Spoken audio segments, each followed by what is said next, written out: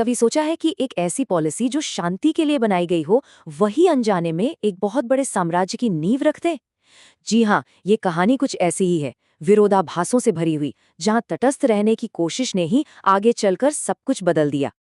यही वो सवाल है जो हमें 18वीं सदी के बिल्कुल आखिर में उस दौर के भारत में ले जाता है।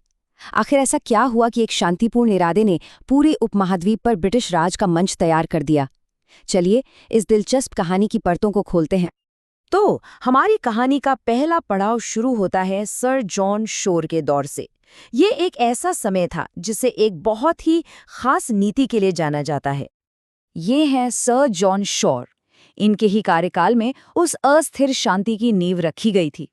वैसे तो ये परमानेंट सेटलमेंट और 1793 के चार्टर एक्ट जैसे कामों के लिए जाने जाते हैं, पर उनकी सबसे ज्यादा चर्चा हुई भारतीय रियासतों के प्रति उनके खास रवैये को लेकर। तो शोर की जो रणनीति थी, उसका सेंटर पॉइंट था तटस्थता की नीति। मतलब, हम भारतीय राज्यों के अंदरूनी मामलों में कोई दखल नहीं देंगे। सुनने में तो ये बहुत अच्छा लगता है ना, लेकिन इसका नतीजा वो बिल्कुल उल्टा निकला।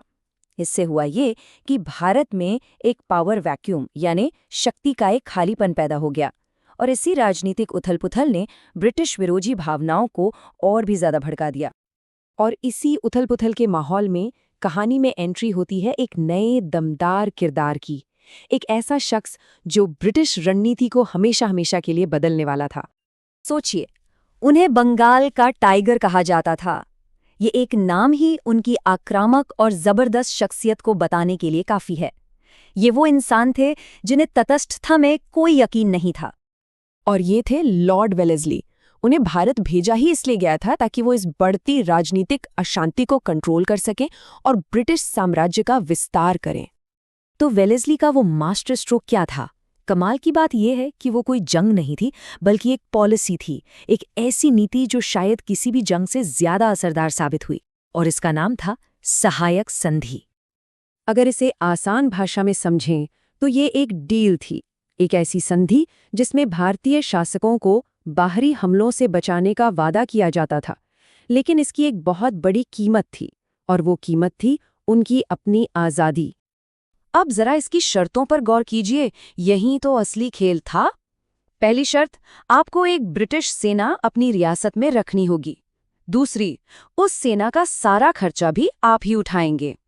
तीसरी, आपके दरबार में एक ब्रिटिश रेजिडेंट हमेशा मौजूद रहेगा, जो असल में एक जासूस की तरह नजर रखता था। और चौथी और सबसे अहम, आप अंग्रेजों से पूछे बिना किसी से कोई रिश्ता नहीं रख सकते। धीरे धीरे इन शर्तों ने राजाओं को अपने ही महल में एक कठपुतली बनाकर रख दिया। इस पूरी प्रणाली के पीछे दो बहुत बड़े मकसद थे।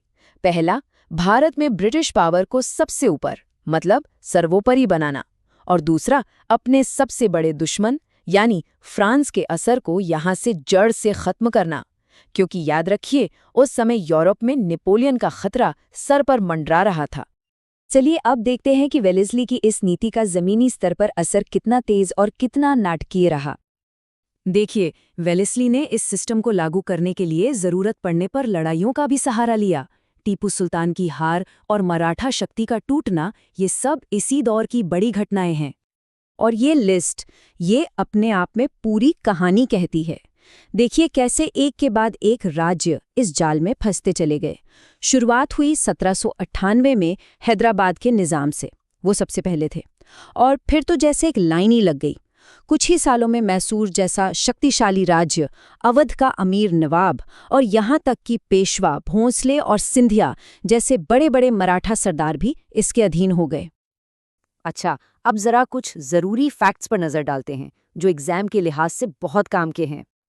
ये टेबल देखिए, ये इन दोनों गवर्नर जनरलों के बीच का फर्क बिल्कुल साफ कर देती है। एक तरफ है सर जॉन शोर और उनकी तटस्थता की नीति, और दूसरी तरफ है लॉर्ड वेलेस्ली और उनकी आक्रामक सहायक संधि। ये तुलना दोनों के कार्यकाल के सार को समझने में बहुत मदद करती है।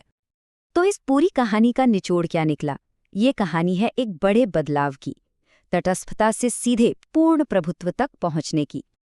और आखिर में यही सबसे बड़ा टेकअवे है।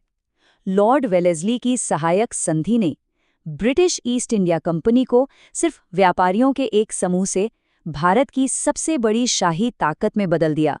ये इतिहास का एक बहुत बड़ा टर्निंग पॉइंट था।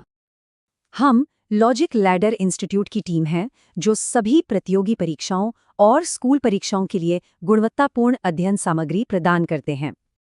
और जाने से पहले एक सवाल आपके लिए छोड़कर जा रहे हैं। क्या सहायक संधि को एक पॉलिटिकल जीनियस का कमाल माना जाए, या फिर ये शाही ताकत के जोर पर की गई एक जबरदस्ती थी?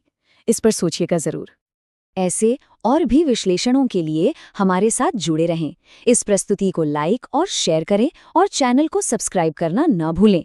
कोई भी सवाल या सुझाव हो तो कमेंट्स में हमें ज़रूर बताएं।